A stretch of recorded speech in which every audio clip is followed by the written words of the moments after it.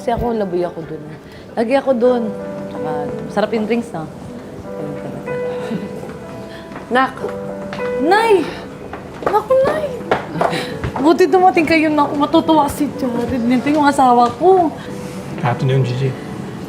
Hi, attorney. Buti na lang sinamahan mo si nanay sa pagpunta dito. Naku, attorney sungit. Ay, hindi pala ako mga asar ngayon. Promise, walang away ngayon. Good vibes lang para bongga. Anak, parang napaka-grandioso nitong handa mo para sa asawa mo. Magkano ba ginastos mo? Nay, huwag na tayo magkwentahan kasi, di ba, hindi naman masyadong importante na yun. Ang mabuti pa, kumain na kayo dahil masarap ang pagkain. Di ba, attorney? Tara, kumain ka na lang. Ang swear. Ayoko na. I am out.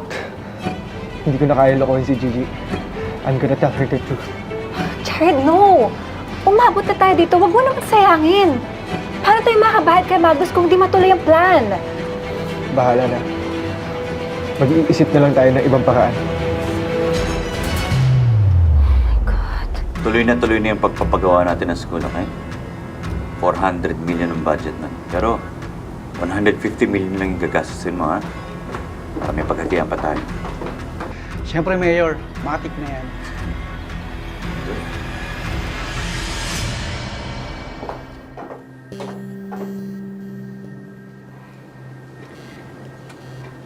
Sir, excuse me. May tatanong lang ako kay Mayor.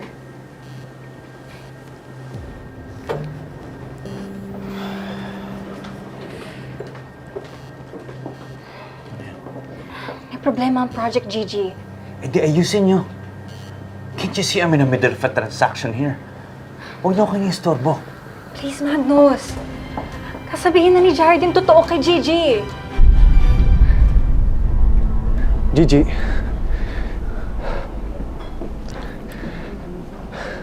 Ano? Happy ka ba sa birthday mo? Oo. Kaya, Sobrang saya ko ngayon. At dahil yung lahat sa mga ginawa mo. ba, wala yun. Alam mo, be, gagawin ko lahat. Kasi gusto kong ibalik lahat ng mga ginawa mo sa akin kabutihan, pati pagmamahal. Deserving ka sa lahat ng to. Kaya gusto kong maging happy ka. Gigi, importanteng malaman mo ang totoo. What are you doing, huh? What the hell are you doing? Why the hell would you do that, huh? Ay, stupid! Aamin ka kay Gigi? Sisirain mo lahat ng pinaghirapan mo? Why the hell would you do that? Kasi hindi ko na kaya, kuya. I can't lie to her anymore. Bakit? Dahil nagigilty ka? Ha? Did you ever feel guilty nung malugi ang Capsule X dahil sa kagagawan mo? Did you ever feel guilty nung mamatay si Dad dahil sa'yo? Answer me! Hindi mo pwedeng diktahan buhay ko, Dad. I will never be like you. You are a corrupt politician. Hindi lahat ng naririnig mo ay totoo. Hindi. Hindi naman po kayo ganyan dati. Nagpakain kayo sa sistema. Nasilaw kayo ng pera. Ayoko maging katulad ninyo. Ayoko sumama sa mga pangungurakot ninyo. I said shut up! Dad. Dad. Dad. Dad. Dad. Dad. Huwag mong idamay si Dad sa usapan. Wala siya kinalaman dito, kuya. Anong wala? Meron! And you know why? Because I've always cleaned up your mess. Wala akong ibang sinabihan na ikaw may kasalanan kung bakit namatay si Dad. Wala akong ibang ginawa kundi pagtakpang ka. That's all you owe me. Ito lang ang gagawin mo para bayaran mo ko. And then you screw it up. Ang dali lang ng trabaho mo.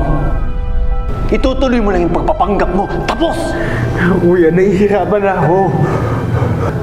Anong mahirap nun? Nautong mo na nga si Gigi na magpakasal sa'yo.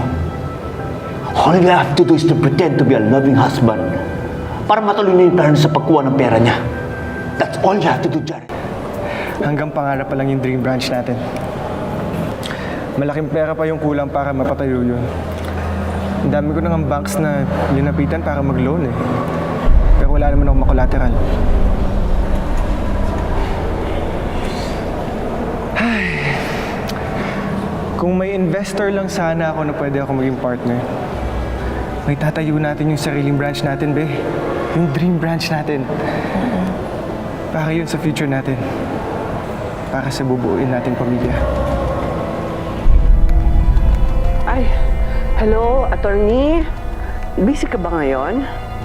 Hindi naman po, Ma'am Luisa. Meron sana akong gusto ikonsulta sa'yo. Pwedeng pumunta ka ngayon dito? Magkano ba yung estimate na aabutin na itong gusto mong itayo yung store natin? It would cost around 300 million.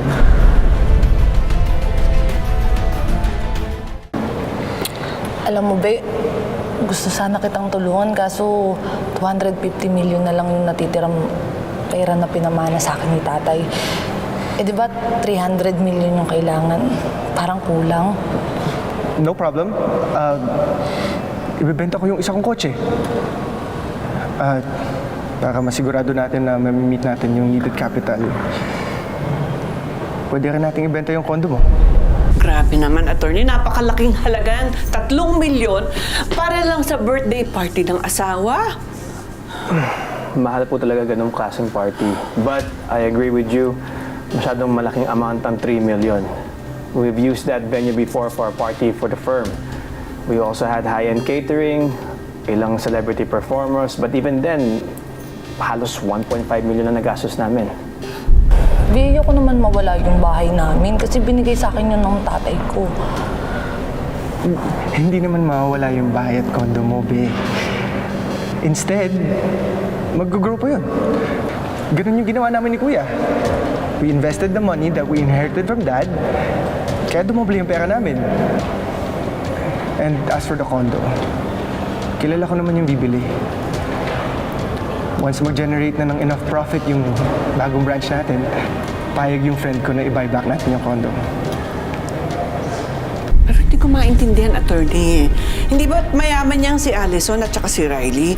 Bakit sobra-sobrang perang hiningi nila kay Gigi? Pwera na lang kung yung sobra doon sa bulsa nila mapunta. Ma'am Luisa, sa tingin nyo, peneperahan nila si Gigi? Ako naman, attorney, Diyos ko. Ano pa ba ang paliwanag doon sa ginagawa nila? Kung hindi lang party ang ginastosan ni Gigi, kung ano-ano pa ang ginagastos niya dahil sa pambubuyo ng grupong yon, oh. Kakausapin ko lang muna si nanay at saka si Attorney Eric para mapag-aralan nila to.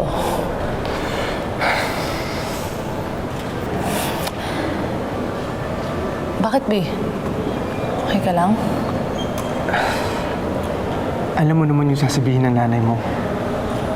Kasi nga, wala siyang tiwala sa akin, di ba?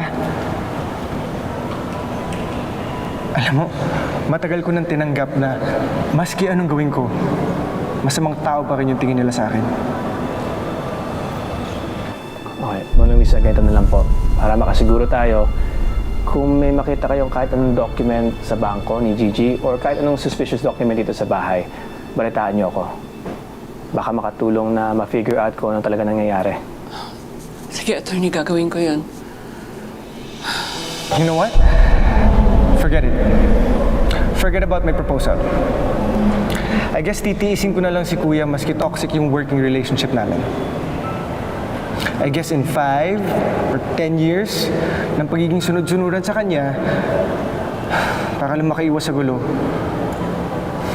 we can finally have our own branch. Bi, alam mo, maintindihan naman tayo ni nanay kung kakausapin lang talaga natin siya kasi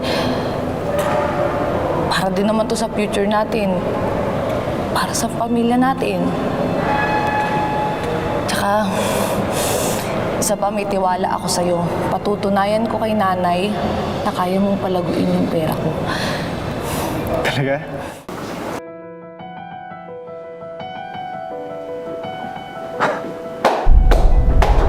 Belated happy birthday, Jared. Congrats! A great party. Super expensive party, actually. How much did it cost? 1, 2, 3 million pesos? Ano? Naswerte ka talaga kay Gigi, no? I mean, don't get me wrong. Hindi lang naman ikaw nagbe-benefit sa kabaitan ni Gigi. Pati yung mga kaibigan mo. Alam mo, ang dami ka naging kliyente katulad ni Gigi. Mayaman, mapait, mapagbigay. Alam mo, kadalasan sa kanila, inaabuso ng mga taong nakapaligid sa kanila. What do you want? Wala. Kinukwento lang naman mga kliyente ko sa'yo eh. I'm just concerned for them. Lalong-lalo na kay Gigi. Out of concern lang ba talaga yung pangingialam mo? O may gusto ka sa asawa ko? Jared, malisyoso ka talaga mag-isip, no? O baka gusto mo lang ibahin yung usapan? Why don't you just go straight to the point? Ha? Ano ba kasi talaga yung gusto mo? Aminin nyo, niloloko nyo lang si Gigi.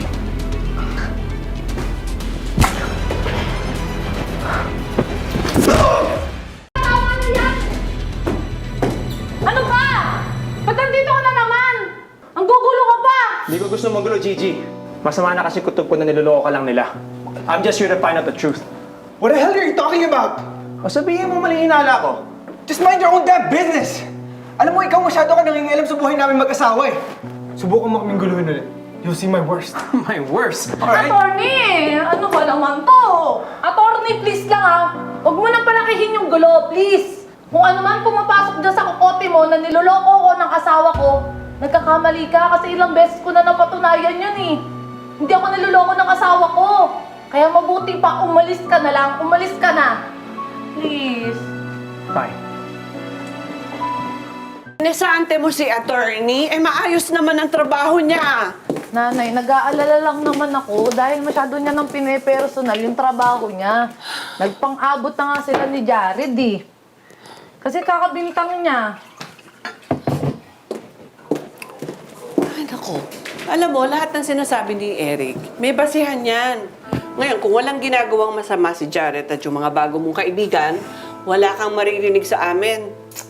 Nanay, na-appreciate ko naman ho yung concern nyo sa akin, pero maniwala naman ho kayo sa akin na hindi ganong klaseng lalaki si Jared. Tsaka wala namang ginagawang masama sa akin yung mga kaibigan niya, si Allison, tsaka si Riley. Hoy, Gigi, nakita ko yung checkbook mo ha. 3 milyon ang ginastos mo sa party niya.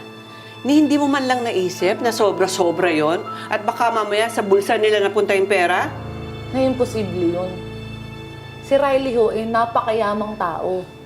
Yung asawa nun, mayaman din. Si Allison naman, isa sa pinaka-highest paid na models dito sa bansa. Sa katunayan nun, sila pa nagbayad ng 300,000 eh. Para lang dun sa banda ng party. O edi malabong mag-kickback sila dun sa event.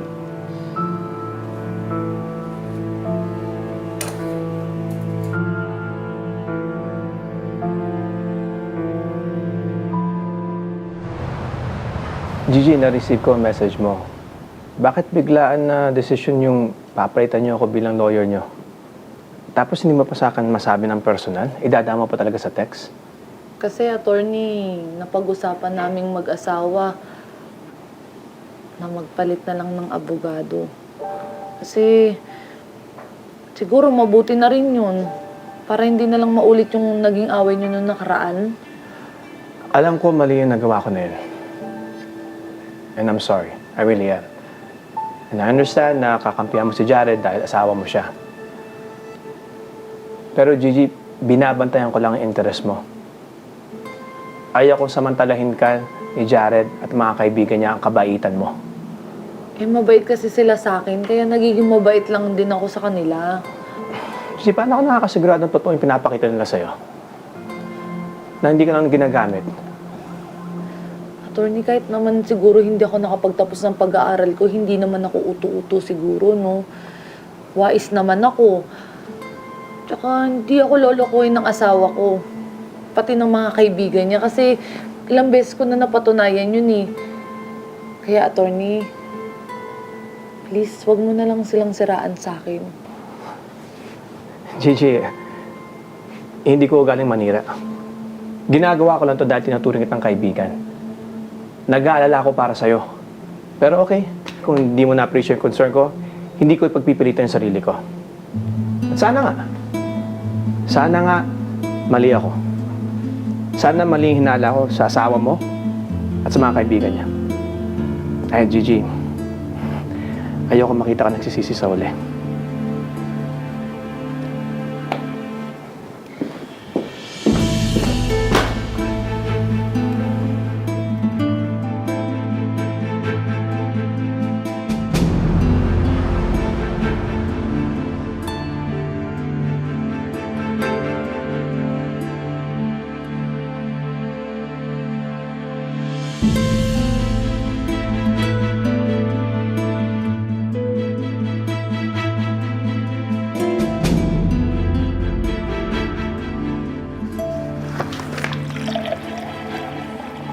Here it is, Be. I just finished preparing the investment proposal para sa bagong branch natin ng Capsule X. Tingin nga. Merienda ka muna.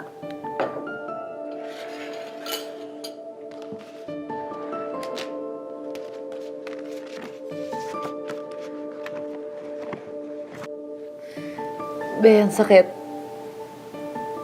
Be. Parang kailangan ko ng tissue. Kailangan ko ng tissue, parang dudugo kasi yung ilong ko dito sa binigay mong sulat. Diba? Pero huwag kang mag-alala. Kahit maubos yung dugo ko, pag-aaralan ko to. Well, if you want, pwedeng tagtulungan. I can manage. Cheers! Hay nako, konting tiis na lang. At makukuha na natin ang pera ng Gigi na yun. All we need is matransfer na yung money and then may benta ang condo ni Gigi. Sure ba tayo hindi masisilip o mafa-flag ang transfer na 250 million? Ano ba? We've discussed this over and over. Nung planning stage pa lang. Anyway, according to Jared's lawyer, once na mapirmahan na ni Gigi ang deed of donation, hindi na masisilip ang ganong amount ng money. At wala pa tayong sabit dahil voluntary ang binigay ni Gigi ang buong pera niya. Hindi kayo magtaka si Gigi kung bakit deed of donation ang pipirmahan niya? Si Jared na ang bahala dun. Good! Kasi hindi na ako masistress na ipacify si Magnus. Plus, mababayaran niyo pa kami. Correct. Let's cheers to that. Cheers! Finally! Mababawi ko na ang babe ko. Now you can file an annulment na. What's wrong? I just don't feel like celebrating. Nasolve nga natin yung problema natin. Sinira naman natin buhay ni Gigi at ng nanay niya. Kesa naman mga buhay natin na masira at hindi natin mabayaran ng kuya mo. Better than us.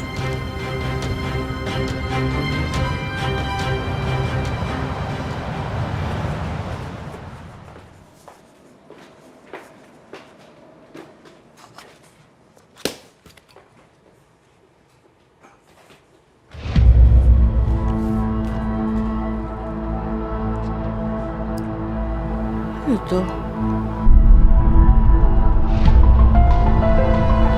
Investment proposal.